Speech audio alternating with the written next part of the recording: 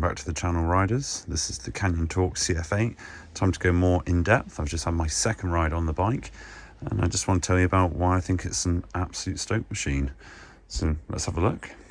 Okay, overview. Big travel, hard hitting bike. It's the Torque, so it's basically built to the same spec as the Sender, so their highest category. Big travel, 180mm front fork. They say 175mm rear travel.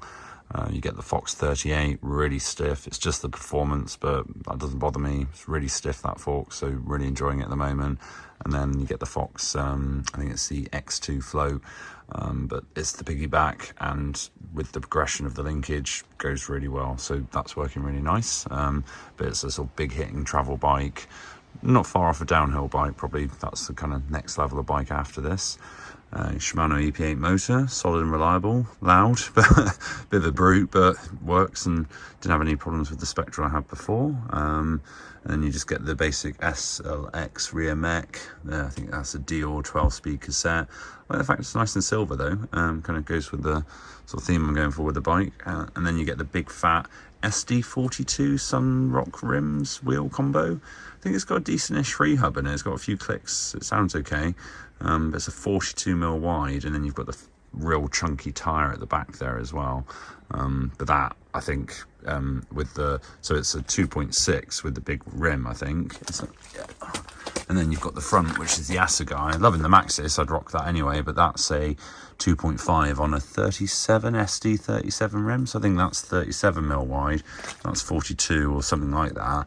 So you've got a fatter back wheel for traction, but I thought you lose rolling speed, but I'm not noticing that. It seems to roll really well. I don't, again, maybe the weight a bit, but it seems to grip really well with the fat sort of back tyre. The width digs in nice, but then it seems to roll well still. So I don't think I'll change that. I think I'm enjoying that at the moment. Gone for the Topeak, or Topeak, however you pronounce it, Ninja Master tool set on the frame. It's the Steve Peaty valve core where you get the spoke key in it, so going for that sort of carry your tools on the bike, that sort of approach, which is cool. Go for that sort of enduro theme.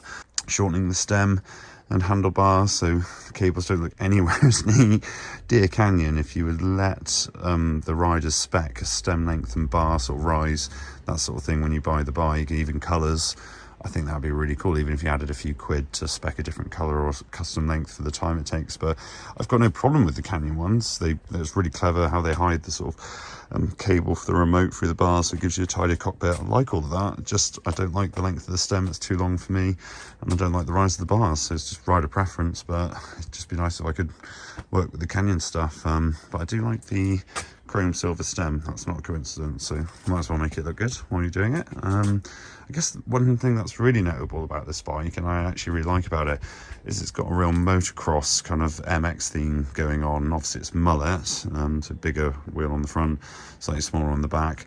But the fenders Canyon give you, the sort of the one that goes on the Fox fork, I actually think that's a bit more slick than the Fox one, and it's half the price. But then you've got the rear fender which bolts on from Canyon, which is really cool. And then the water bottle, which is designed, I guess, in a way, it does feel a bit like a fuel tank when you're riding it, actually. But I think that's actually quite cool. I can tell you, I've never had a water bottle on my bike before. Never been bothered, never wanted one, never used one. That's the only time I've seen a water bottle. And I appreciate it's probably mustard, but I actually really like that water bottle and the design, the way it's kind of simulates a fuel tank. It's almost like it represents the harmony between rider and machine, in the sense that you'll fill it up when you go for a ride, as you drain it down, as the battery drains, as you become more exhausted and the bike loses power. It's like a representation that you're going through your fuel like you would on an actual motorbike in a way. So I like that. I think that's cool.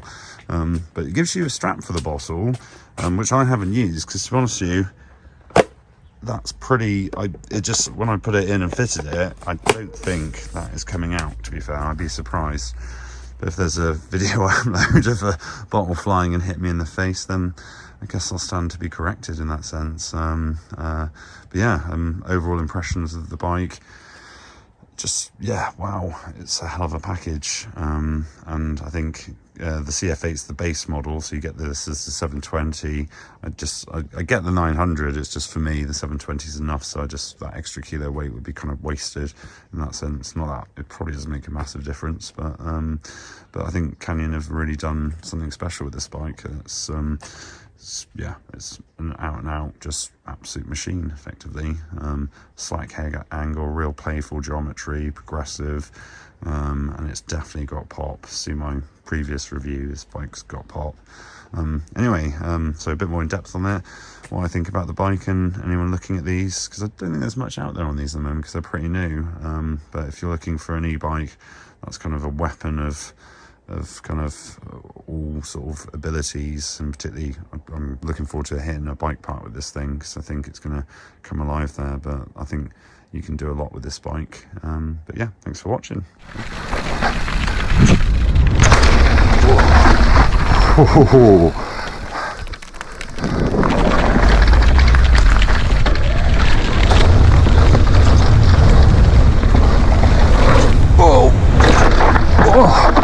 Oh, yeah, that went.